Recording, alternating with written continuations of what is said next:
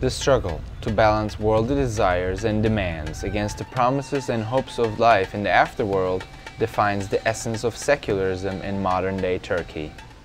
Located on a pathway between cultures in Eurasia, Turkey claims to be the only secular country in the region with a 99% Muslim majority.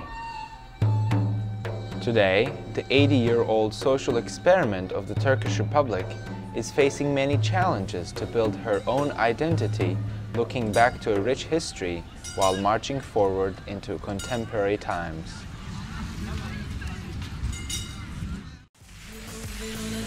What are the benefits, costs, and risks associated with the Turkish way of secularism?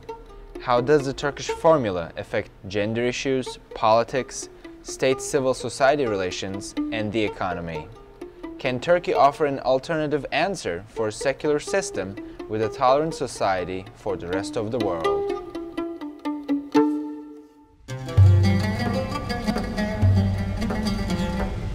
The debate on secular ideals and religious convictions continues today, not only in the social level, but also in the political arena.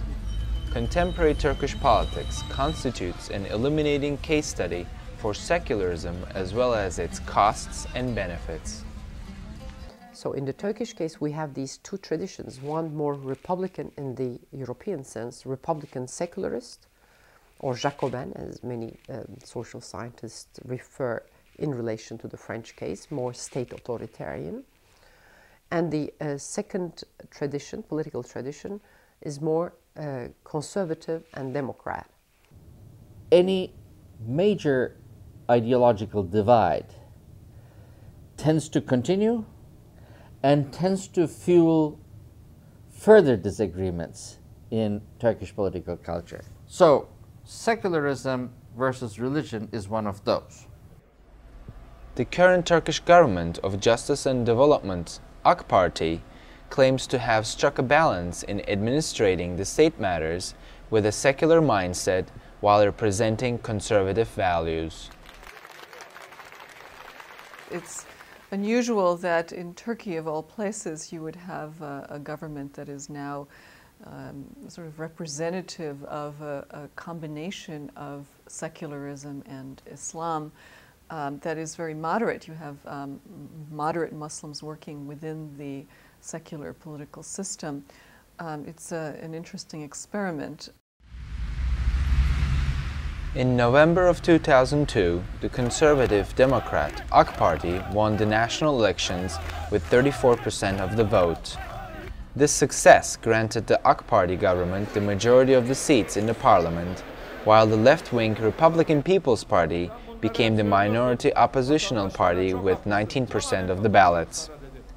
As no other party was able to pass the 10% minimum voting threshold, the current parliament has only two parties and a few independents. They won the elections because they were representative of the conservative and more liberal or more democrat circles. So people who voted for them are not all Islamists, not even religious people. It wasn't just the poor, it wasn't just the really conservative rural population that you would tend to associate with an Islamist movement, but rather it was a kind of new middle class and professional class. When you look at what the movement has come down to, again, that's a very, very interesting example of how the Islamic movement itself was quote-unquote tamed, let's say, by the democratic process, by the very logic of democracy. Of all the political leaders in the past half-century in Turkey, they are the ones who are making an effort, at least to tell the public that they are not contrary to the state elite, that in fact they are willing and wishing to enter into debate and a common understanding of issues with the state elite. Radical Islamism is transformed to something more pluralistic. We can even consider the leader of the political party as an ex-Islamist, right?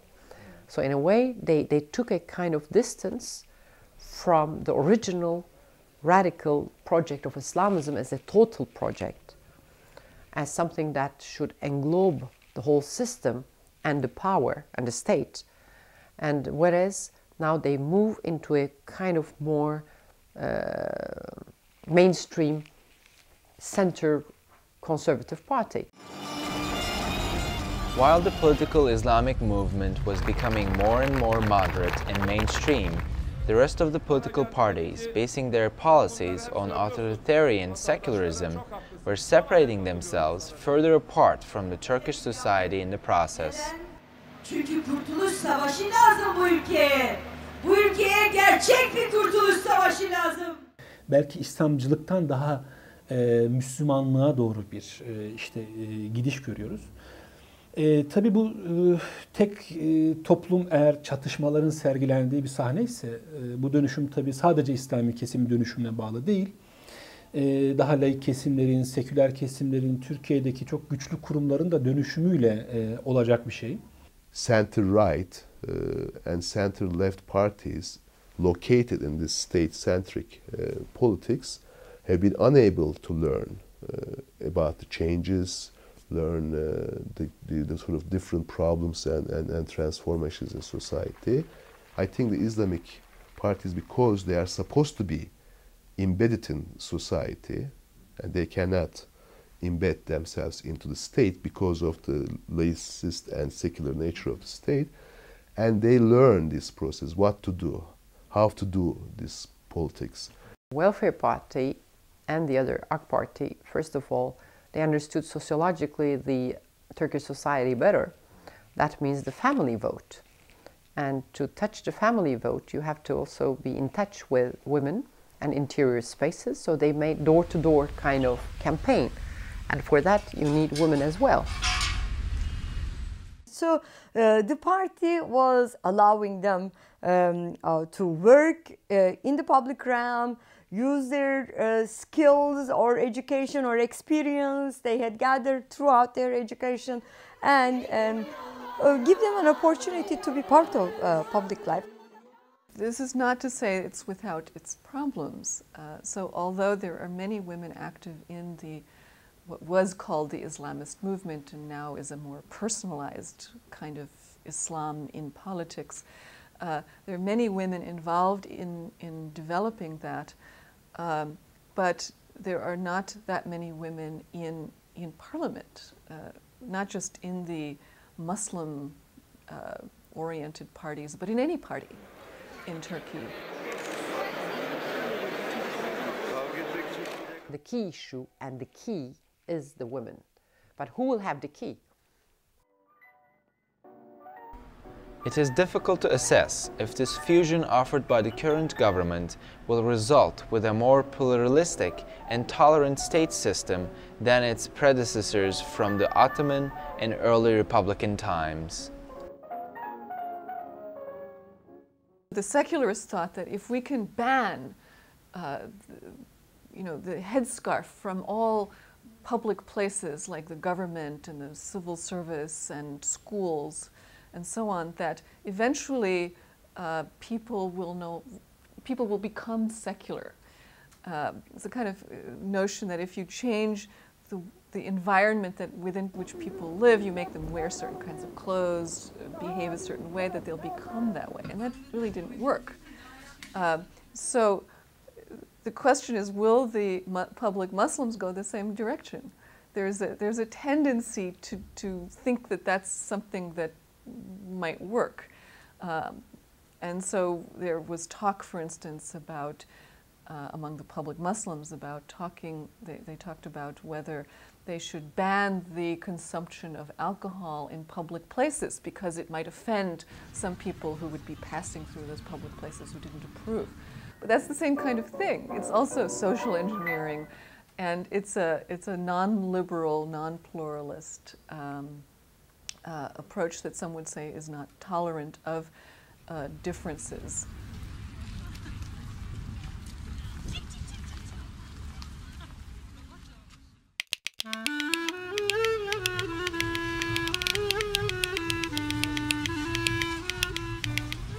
How much does the zero-sum game in the political arena translate to the societal relations between people with secular, Islamic, or alternative lifestyles?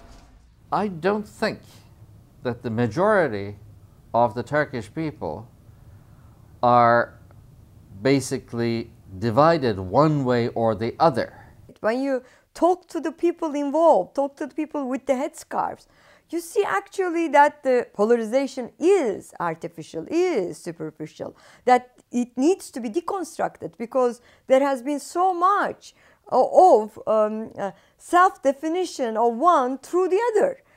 The headscarf girls define themselves with reference to the values that so-called secularists who are opposed to them try to define themselves with. At the sociological level, the wall between secularist elites and middle classes and the others, Muslims or let's say more religious people, are getting thinner since 1980s. It started since 1950s, but especially during the last 2 decades. In February 1999, at the height of political division between the secularists and Islamists, Professor Binnaz Toprak co-authored a study to analyze the relationship between religiosity on the one hand and socio-political attitudes and behavior in Turkey on the other. There was this great polarization, so we were interested to see if this polarization was real as far as the men on the street or the women on the street were concerned, and what we found is that it really is not. 97% of the study sample replied to the question, "Which religion do you belong to?" as Islam, while only 3% claimed that they do not believe in any religion at all. The answers about the religious habits in daily life demonstrate that the majority of the Turkish population not only are believers, but also practice their religion on a daily basis. Turkish people are religious, but when you ask them how religious, those who say they're very religious or not religious at all are really in the margins. In response to a number of questions about the secular versus Islamic polarization in the society, the study reveals that if the individual is a believer in God and the Prophet, the society is tolerant towards different levels of religiosity and religious practice. What this revealed is that what's important for Muslims in this country is that you're a believer, but whether you practice it or not, whether you pray, whether you fast during Ramadan, or whether you cover your head is not altogether that important.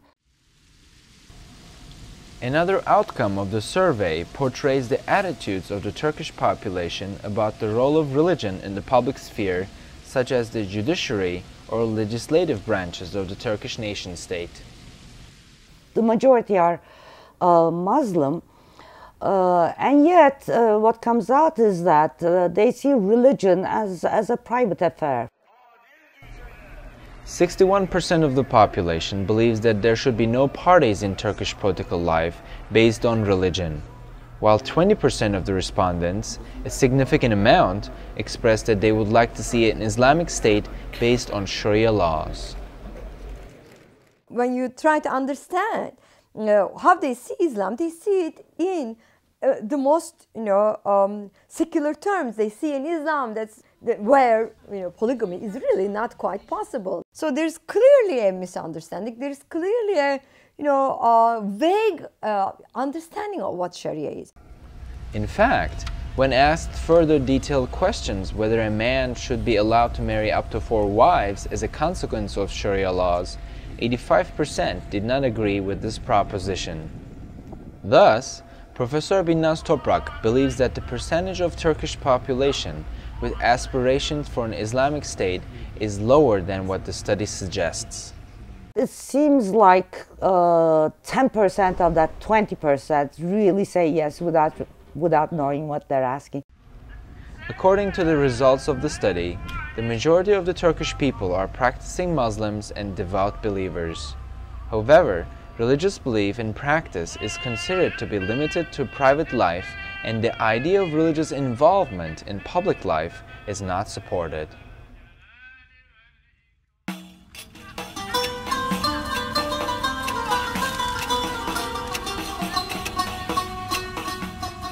I think it has been remarkably successful that most people seem to have accepted a secular state as part of their everyday existence.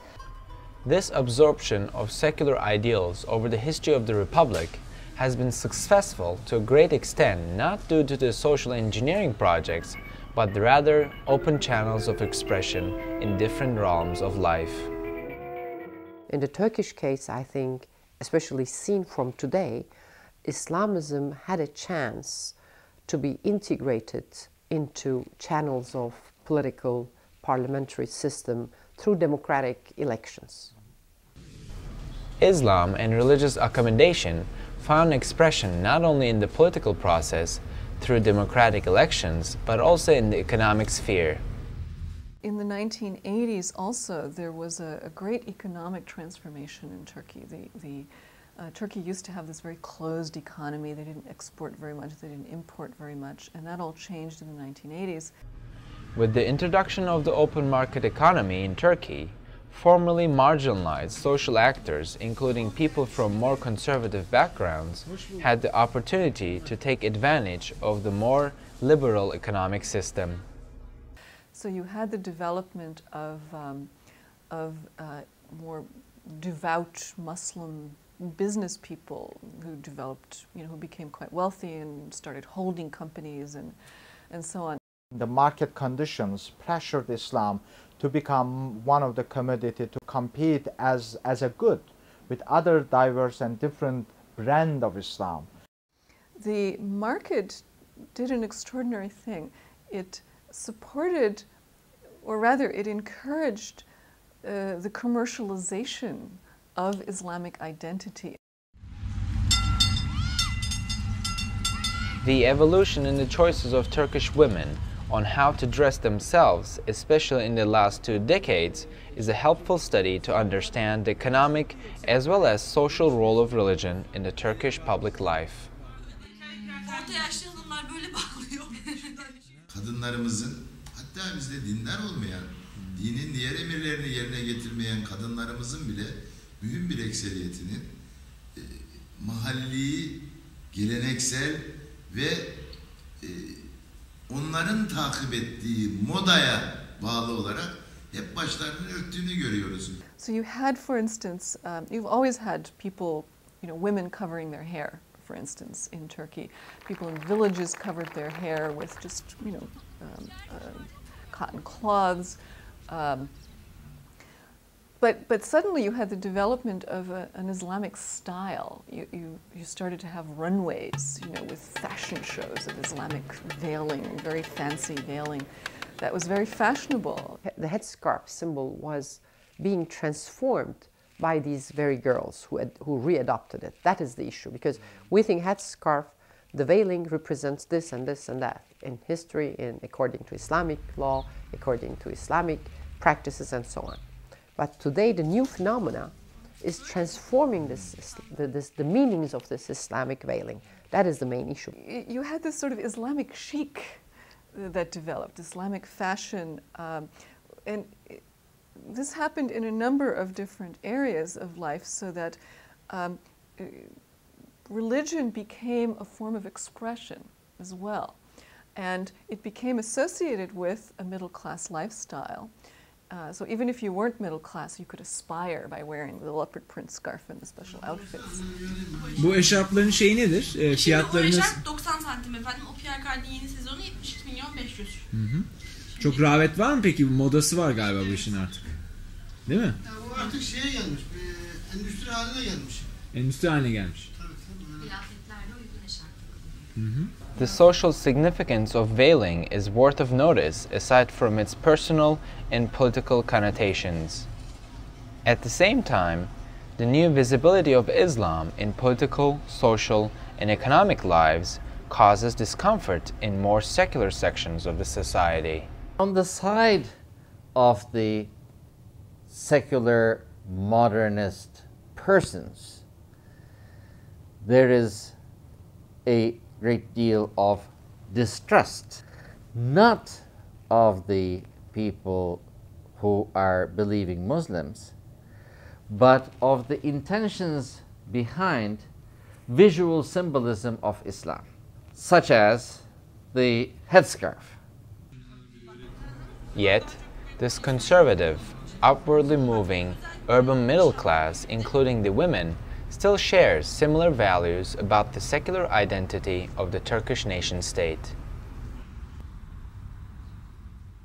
This Islam as a social and political force became more visible, more public, but at the same time became more moderate. Working on Islamist women, I think, is one of the greatest proofs that the Republican reforms have been very successful.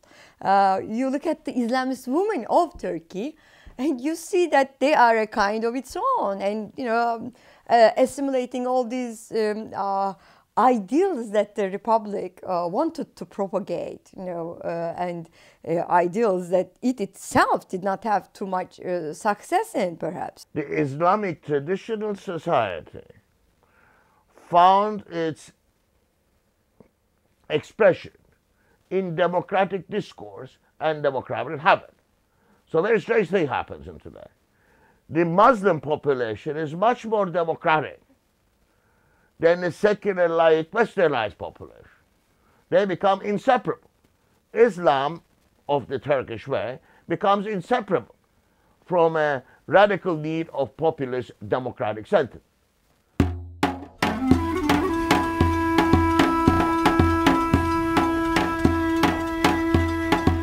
The Turkish experience with secularism provides series of insights on how to construct the relationship between religion, the state, and civil society. The question remains whether this experience can be molded into a secular model for the Muslim world. So I'm also sure that other people will look at the Turkish quote-unquote success and will try to replicate it. I don't think the idea of selling Turkey as a model to post-colonial Middle East is a very good idea, because Turkey is not a post-colonial. If anything, Turkey is looked upon by most of its neighboring Arab countries as a former colonizer. There isn't very much sympathy for Turkey. The way Turkey is viewed is the way England or France may be viewed. Hoş geldiniz diyorum. Aynı zamanda bu seyahatin de Turkey is still conceptualized as a role model by internal as well as external influence groups. The Greater Middle East Project, unofficially drafted by the United States of America, is an example for such an initiative.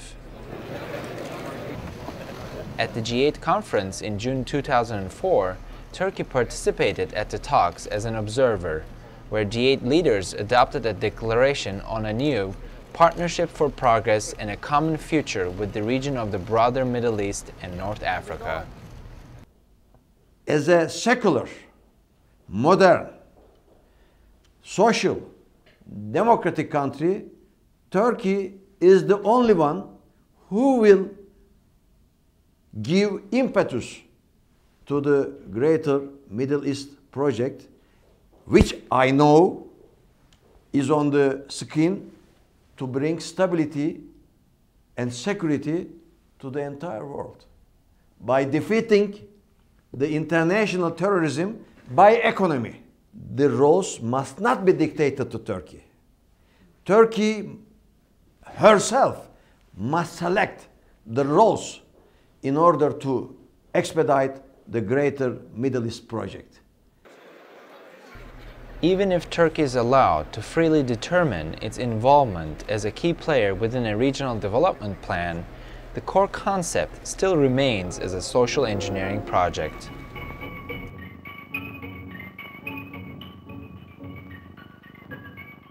Rather than being a role model, Turkish experience should be taken into account and should be taken seriously by looking at it in a sort of a historical analytical way so that we could also talk about ambiguities, peculiarities, tensions that experience has involved. This historical analysis in turn offers valuable perspectives not only for a specific region of the world, but to the humanity at large. For instance, Professor Nilüfer Göle draws attention to the observation that Europe can derive relevant lessons from the Turkish experience with secularism for a pluralistic European Union future.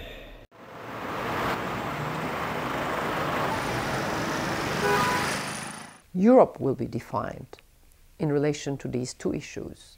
Muslims within Europe, that is the headscarf issue, but Muslims who are waiting at the frontier of Europe, that is Turkey. So Turkish candidacy on the one hand, and headscarf issue on the other hand, I would say are defining more and more French politics, but also German, the whole Europe. On the global scale, Europe itself is being challenged to define an innovative, open-minded European identity with Turkey's bid to join the European Union. While Turkey is seeking to construct an open society and a tolerant state system in harmony with each other on issues such as secularism and religious rights at home. This change and this expansion gives us a way to imagine a new Turkey in a new Europe. It is to be seen whether lessons drawn from the Turkish case study with secularism will in fact become a common reference for other peoples of the world. On the one hand, you have United States with terrorism, and Europe with Muslim migrants and Islam in many different configurations, and the middle of which I think Turkey, a very small actor in that, at that world level, but playing a very important, significant game for the history of all of us. Can we go beyond these clashes? Can we show that Islam and values of modernity, democracy, rationality, equality of sexes can go together or not? I think Turkey is the best candidate. I call it Islam with smiling face, with a human face. Bunların hepsi çok yakıştı. Ahmet, teşekkür ederim.